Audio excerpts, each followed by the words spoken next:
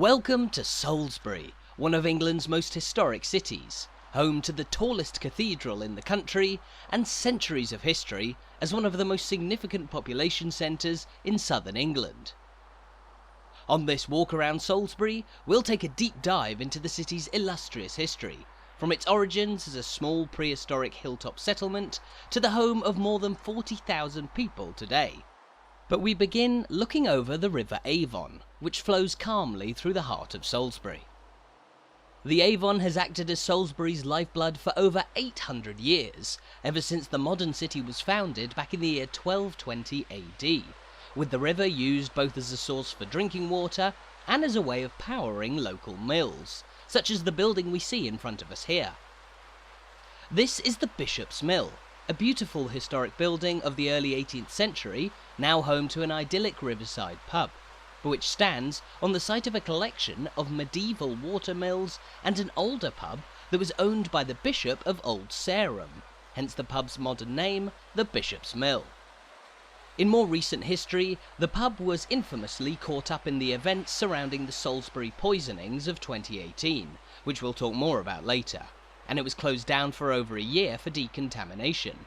But it's now returned to being surely one of Salisbury's most beautiful pubs, offering wonderful views over the Avon as it flows under the bridge and the impressive Victorian clock tower. We'll return to this part of Salisbury when we come full circle at the end of our walk today. But as we get going, let's take a look at a map to see exactly where in England you'd find this city. As you can see, Salisbury is located in the heart of southern England, on the southern edge of the county of Wiltshire, and roughly 25 miles inland from the English Channel. Surrounded by lush and vast countryside on all sides, Salisbury is also known for its proximity to Stonehenge, about 8 miles away, and the remains of Old Sarum, just 2 miles to the north of the city. We'll talk more about how you can reach Stonehenge from Salisbury in a few minutes' time. But while that may be the more famous prehistoric monument nearby, it's Old Sarum which is the one that holds the keys to the modern city of Salisbury.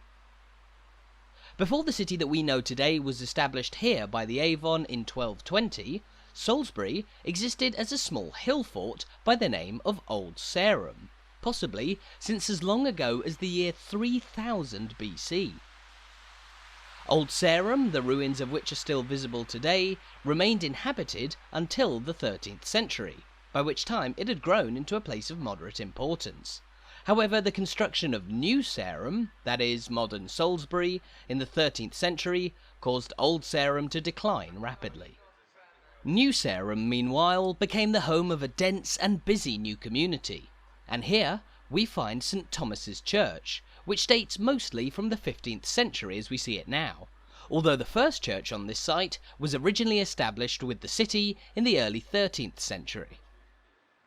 Though by no means the largest nor the most famous religious building in Salisbury, it's worth venturing inside St Thomas's to get a view of its iconic doom painting, an ominous sounding relic that's actually the best preserved of its kind in England, a majestic wall painting that was painted over 3 decades between 1470 and the year 1500.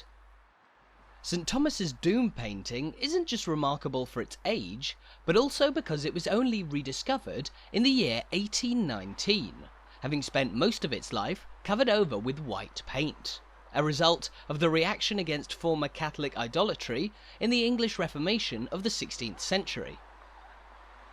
Remarkably having survived through all those centuries, the doom painting, along with St Thomas's Church itself, are fantastic examples of why Salisbury ranks among Britain's most riveting historic cities, home to a wide array of medieval landmarks and countless stories that speak to its centuries of national significance. But having now made our way away from the riverside, we find ourselves on Salisbury's High Street, a modestly sized shopping street that links St Thomas's Church with Salisbury's immense Cathedral Close, and in between the two, you'll find a range of equally intriguing landmarks.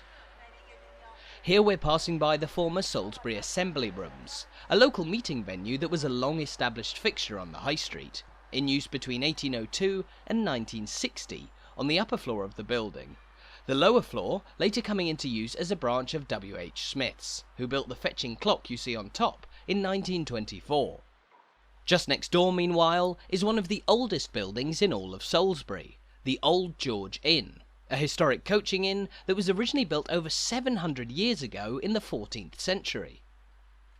Although it's now home to a cafe and the entrance to a shopping centre, the Old George Inn was once upon a time a tavern of real note, having played host to a plethora of notable guests, including Oliver Cromwell, Samuel Pepys, Charles Dickens, and none other than William Shakespeare and his actors, who are said to have rehearsed the comedy As You Like It, where the modern shopping mall exists now. Charles Dickens also referred to the inn in his novel Martin Chuzzlewit, while many more have stopped over when passing through Salisbury, possibly on much longer journeys between the West Country or South Coast and London. Of course, nowadays, many people will stop off in Salisbury to explore the city itself, or to venture up towards Stonehenge, located just 8 miles away from this point.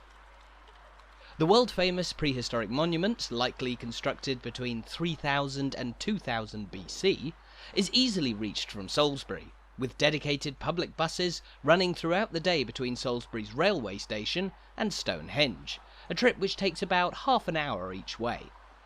Visiting Stonehenge is certainly at the top of many visitors' to-do lists in Salisbury, but you mustn't neglect the many more treasures to be found in the heart of the city, such as here near the end of the High Street. Across the road on the corner is a building known as the Mitre House, which stands on the site of what was said to be the very first house built in Salisbury, used by the Bishop of Old Sarum to oversee the building of a new cathedral. Spinning away from the Mitre House, we now find ourselves on the short stretch of the High Street which leads towards Salisbury's Cathedral Close, the largest in Britain, and which houses at its heart the country's tallest church building of all. Of course, Salisbury Cathedral, whose spire we can see poking above the buildings, was a replacement for a much older cathedral that existed on the hill in Old Sarum, which was dismantled when the city moved here, and whose stone was used to build the new cathedral, separated from the rest of the city by this majestic gate. This is the High Street Gate, built between 1327 and 1342 as the main entrance to the Cathedral Close, and which continues to separate the city and the close to this day, closing its doors between 11 p.m. and 6 a.m. every night. Just before we venture into the Cathedral Close, however, just outside the gate, we can see a model of a ram above this shop. More specifically, it's a Wiltshire horn sheep, and the model is a reference to the historic wool trade that existed in this part of the country, the shop just outside the High Street Gate having once been associated with the wool industry. Now, though, we find ourselves inside Salisbury's immense Cathedral Close, a vast area of 80 acres that houses not only the cathedral, but an array of houses, educational buildings, museums and more, each with their own enthralling histories. The first building we find inside the High Street Gate is this, the College of Matrons, a beautiful row of almshouses that was built in 1682, and possibly designed by the architect Christopher Wren, who famously designed St Paul's Cathedral in London. The College of Matrons was built to serve as a place for the widows of clergymen to reside, and centuries later, the College of Matrons retains much the same purpose, offering housing and care to local women over the age of 55. It's certainly a beautiful place to stay, with picturesque surroundings just on the doorstep too. In fact, Salisbury's Cathedral Close, which is home to a modest population of its own, has long been regarded as such an idyllic place that it's been used as a filming location in a number of period TV shows and films, most notably a recent TV adaptation of Great Expectations, and on the big screen, the 1995 adaptation of Jane Austen's Sense and Sensibility. The Oscar-winning film, starring Emma Thompson, Alan Rickman and more, shot extensively in and around Salisbury, most notably at this house in the Cathedral Close, known as Mompesson House. Completed in 1701, the building, which in the film doubles as a house in London, was actually built as a townhouse for the local MP of Salisbury, Thomas Mompesson, and nowadays the house has been preserved as it would have been when it was first constructed. Across this green, known as Choristers Square, meanwhile, you'll find yet more intriguing buildings, including the Bishop of Salisbury's former wardrobe, an entire building that now houses the Rifles, Berkshire and Wiltshire Museum, and just a few doors away, a house known as Arundel's, which served as the home of the former Prime Minister Ted Heath for 20 years from the 1980s until his death in 2005. As the largest cathedral close in Britain, there are plenty more fascinating buildings lining the perimeter of these grounds. But at the very centre, there stands the tallest, oldest, and most iconic building in the whole city, the exceptional Salisbury Cathedral. There are 42 Church of England cathedrals to be found across England, all of different shapes and sizes, but Salisbury Cathedral here is regarded by many as one of the very best, not least because of its staggering early Gothic architecture, but also for its soaring spire, the tallest church spire in the whole United Kingdom. Towering an incredible 123 metres or 404 feet into the air, Salisbury's cathedral spire has actually been the tallest in Britain for over 450 years, taking the title in the mid-16th century after the once much taller central spire of Lincoln Cathedral collapsed in a storm. Of course, this spire is much, much older than that, originally added to Salisbury Cathedral 703 years ago in 1320. The addition of the spire marked the 100th anniversary of the founding of Salisbury, or New Sarum, in 1220, which was also the year when construction on this cathedral began. The main body of the building constructed over just 38 years between 1220 and 1258, a relatively short period of time given that many medieval cathedrals around the country took centuries rather than decades to complete. There's a lot about Salisbury Cathedral that makes it notable, even just looking at it from the outside. The cathedral's rather speedy construction means that its exterior architecture is almost entirely consistent in style, whereas other cathedrals built over centuries would typically feature a mishmash of different fashions and techniques. As such, Salisbury Cathedral is a notoriously sleek-looking cathedral, its iconic spire only adding to the church's beautiful profile. But interestingly, you won't find your typical ring of church bells up at the top of that tower, Salisbury Cathedral being one of only 3 cathedrals in England to lack a ring of bells, instead featuring an extremely rare medieval mechanical clock designed to strike bells on the hour. Salisbury's cathedral clock is another fascinating feature of the building, as it's thought to date all the way back to 1386, and is claimed to be the oldest working clock in the entire world, although you'll find a number of other claimants to that title around the world.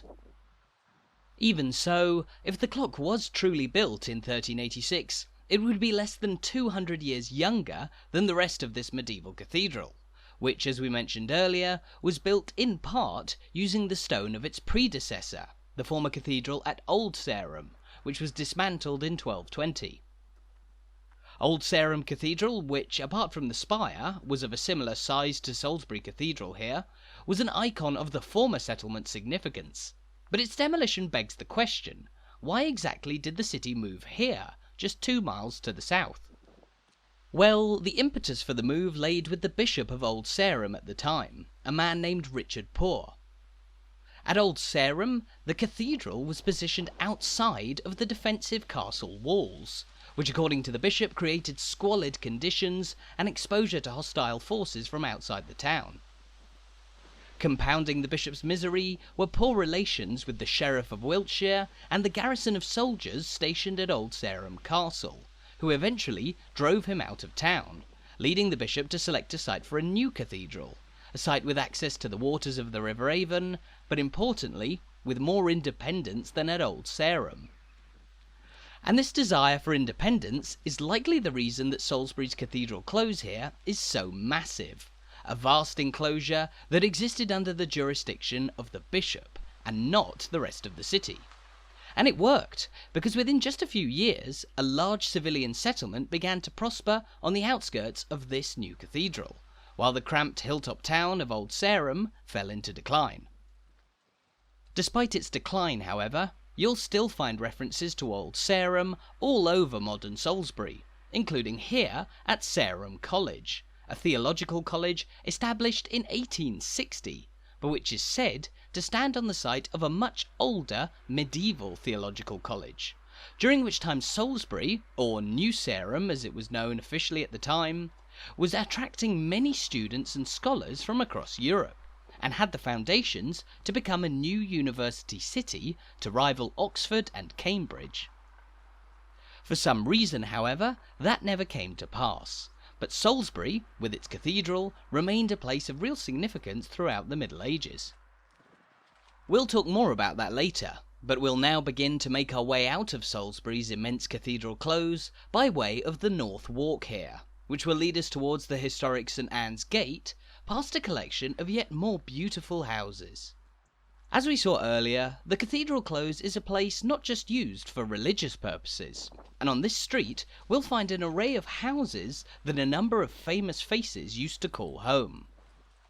However, just here on our right, we find an entrance to the local Bishop Wordsworth School, a top-performing school founded back in 1890 by the Bishop of Salisbury. Most interestingly, the Bishop Wordsworth School was the place where one William Golding worked as a teacher between 1945 and 1962,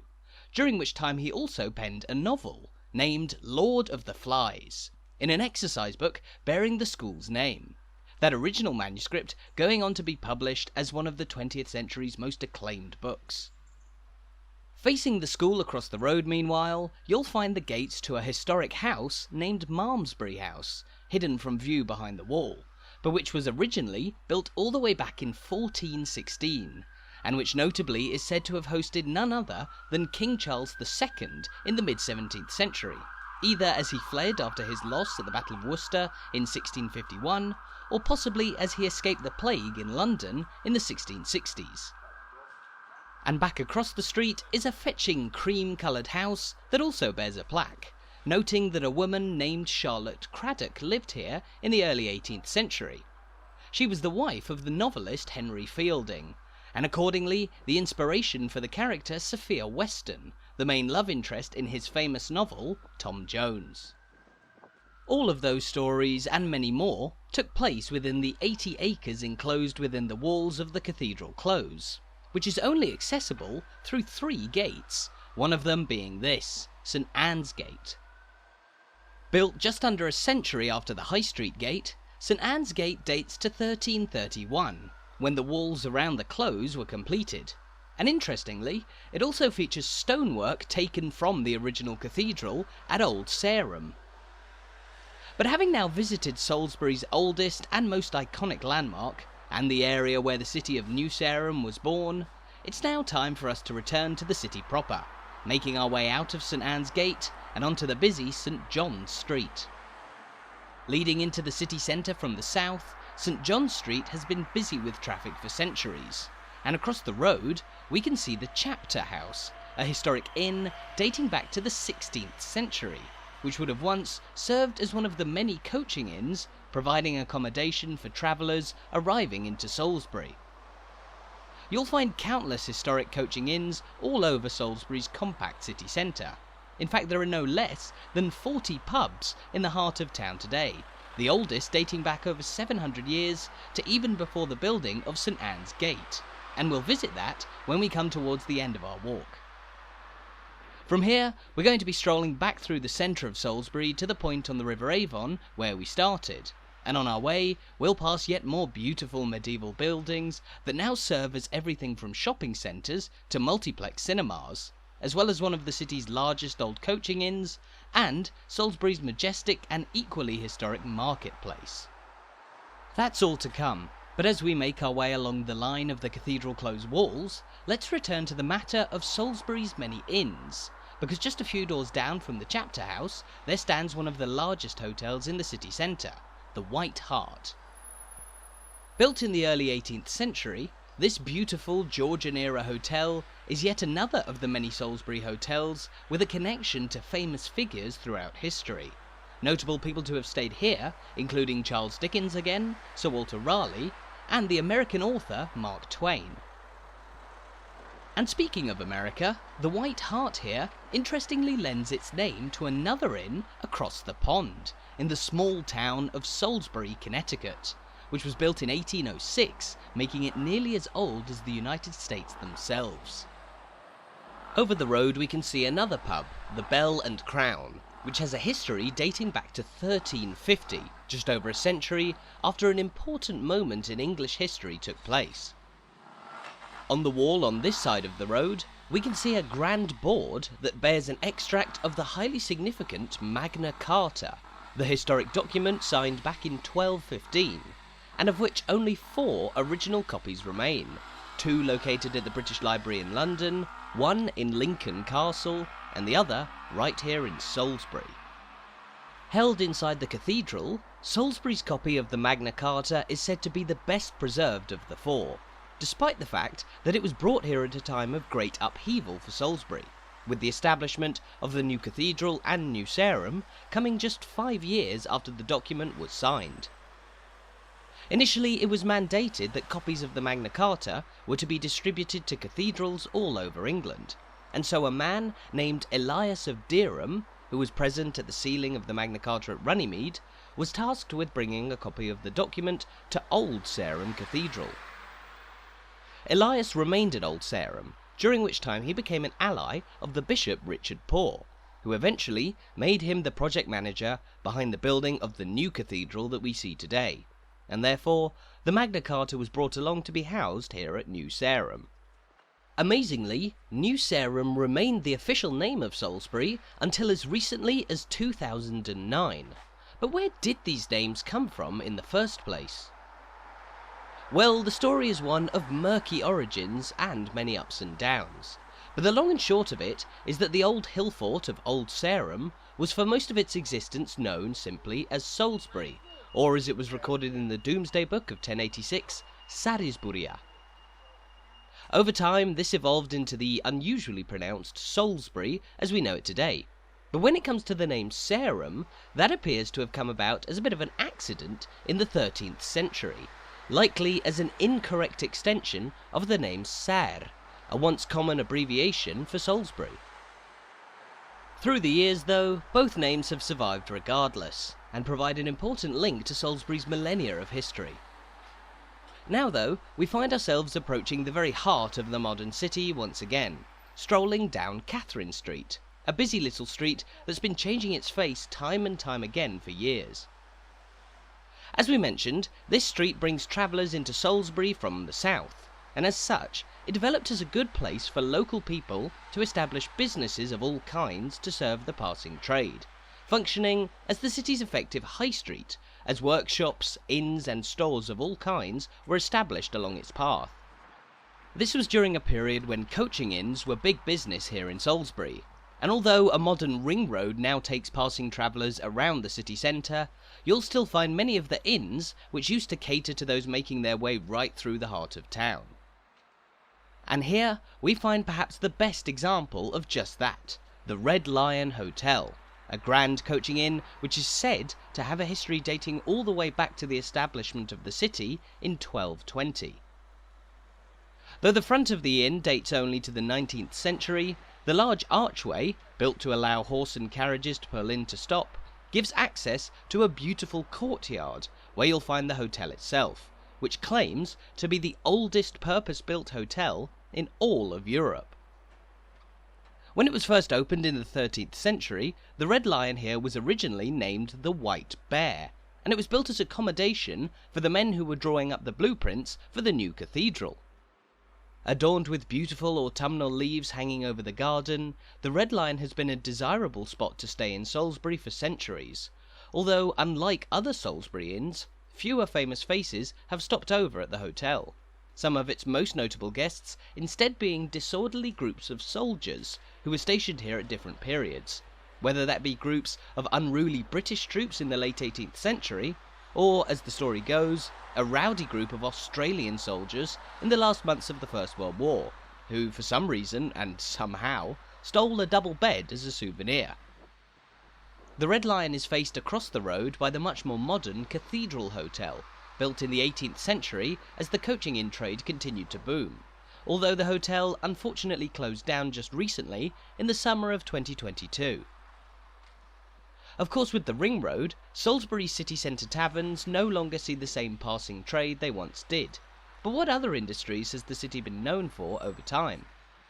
Well, as an important population centre ever since its establishment 800 years ago, there have been industries of all kinds in Salisbury. In the early days, cloth making and the production of cutlery were big drivers of income. Although, as the Industrial Revolution took off in the 18th and 19th centuries, Salisbury struggled to keep pace with many other towns and cities around the country, one of the reasons for its relatively small population in the modern day.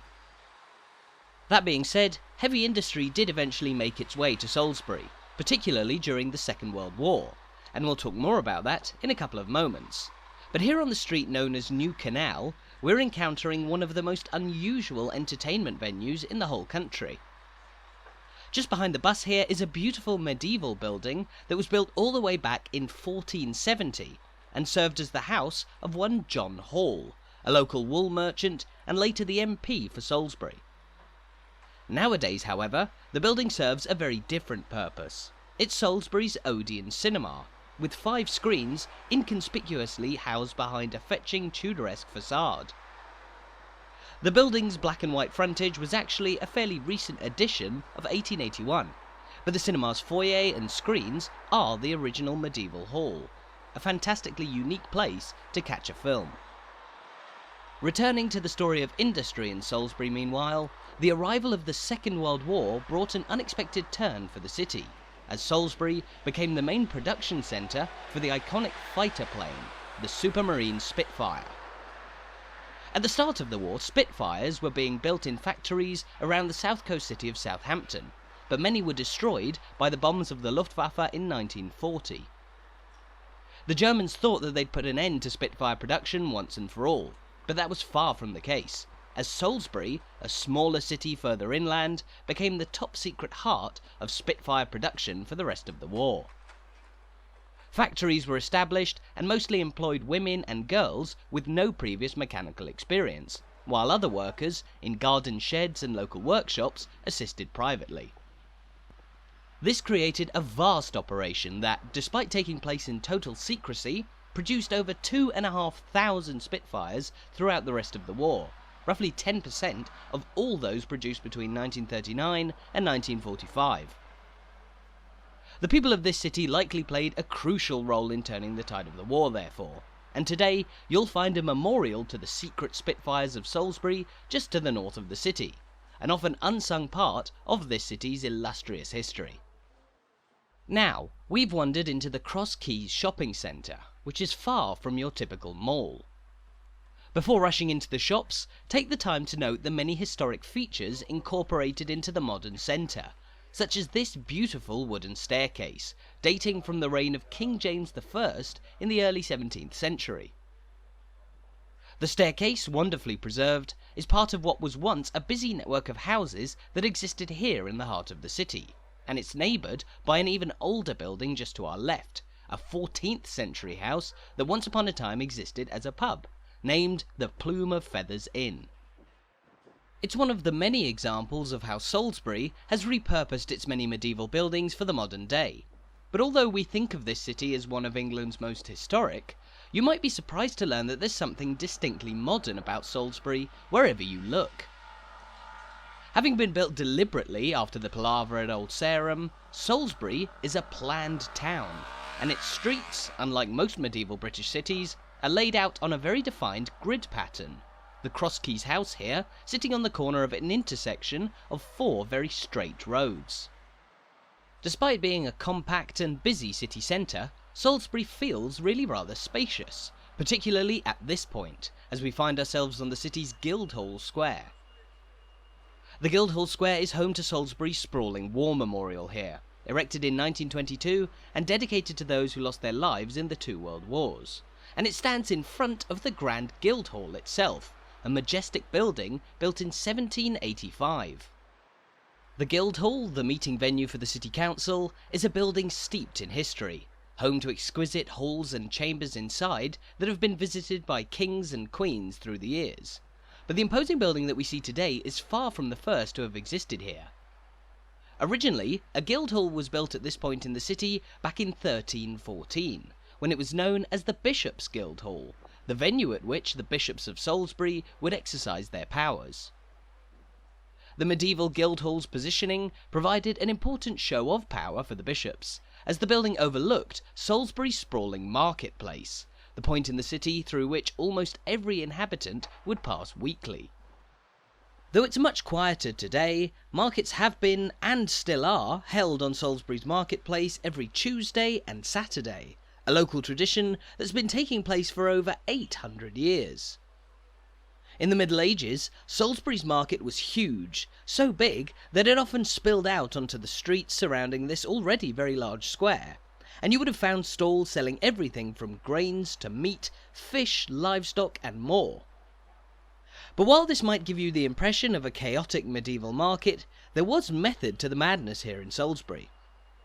Here, we're looking at a row of buildings that make up what's known as Ox Row, or the place in Salisbury where you would have come to buy or sell livestock. Behind these buildings, meanwhile, you'll find Butcher Row and Fish Row, and just on the other side of the square is Oatmeal Row. But in the absence of those historic trading sites, we now find a collection of beautiful cafes, restaurants and pubs. This, for example, is the Ox Row Inn, established in 1594, and which over the centuries has grown to include 3 buildings overlooking the market square today. Featuring a fetching traditional interior with wooden beams and a cosy bar, the Ox Row Inn is yet another of the many appealing pubs where you can stop off and rest your feet on a walk around Salisbury. But we'll keep going, because we're nearing the end of our tour for today. From here, we'll make our way off the marketplace and back towards the Bishop's Mill and the bridge over the River Avon, where we started out just over half an hour ago. But there's still more to see even as we reach the end. The southwestern corner of the marketplace here brings us to Oatmeal Row, the place where, as you might have guessed, oatmeal and other grains were sold in Salisbury. Nowadays, the stalls of Oatmeal Row are replaced by shops and outdoor seating areas for local cafes, but just off the marketplace, we find the remnants of what was once another important point in the market. Though covered in scaffolding as it's undergoing restoration, here we find the historic Poultry Cross, a grand structure of the mid-14th century that was, as the name suggests, the site of Salisbury's poultry market. We'll talk more about the Poultry Cross in a moment, but just across the road from it we find a row of beautiful black and white buildings, in the middle of which there stands one of the oldest pubs in the region, the Haunch of Venison. Originally built over 700 years ago in 1320, the Haunch of Venison was first built to be used as accommodation for workmen building the cathedral's new spire. Over the years, however, many fascinating stories have come out of the pub. According to legend, Winston Churchill and Dwight D. Eisenhower discussed their plans for the D-Day landings in 1944 at this pub, while elsewhere in the building you'll find a small old bread oven, inside which there's a mummified human hand, apparently the hand of a man who was dealt quite the punishment for cheating in a game of cards. In truth, the hand that you'll see today is a false replacement, as somebody stole the original. But turning our attention back towards the Poultry Cross now, it was underneath this structure that birds were sold at Salisbury's market. Although this was far from the only exquisite market monument that you would have found in medieval Salisbury. The Poultry Cross is in fact the last remaining of what were once 4 market crosses to be found around Salisbury, the others being the Cheese Cross, Barnard's Cross, another site for the sale of livestock, and a 4th cross which marked the site of the city's wool market. As you can tell then, Salisbury's medieval market was quite a complex and intricate operation,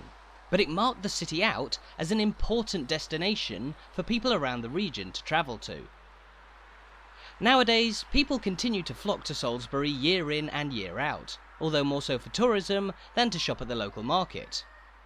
We've already mentioned that you'll find Stonehenge on Salisbury's doorstep, an iconic monument that attracts visitors from all over the world. But just recently, in 2018, it was Salisbury's iconic cathedral spire that infamously brought a pair of Russian tourists to the city. As we look down at the entrance to St Thomas's Church, it was in the spring of 2018 that Salisbury shot to national prominence, when Sergei Skripal, a former Russian spy who worked as a double agent for the UK, and his daughter were shockingly poisoned in the heart of this city. Skripal, who had been living in Salisbury since 2011, visited the Bishop's Mill pub and then an Italian restaurant on the corner of the market square with his daughter, before the pair fell unconscious just a few steps away by the river Avon. It was discovered that the pair had been poisoned with a severe Soviet nerve agent known as Novichok, and although they eventually recovered, eyes turned towards a pair of Russian men who had come to Salisbury claiming, very specifically, that they'd come to see the cathedral's 123-metre spire. Suspicious of their explanation, the two supposed tourists were later identified as Russian agents, and the British government accused Russia of the attempted murder of the Skripals, while a disposed element of the Novichok was believed to have killed a woman in the nearby town of Amesbury.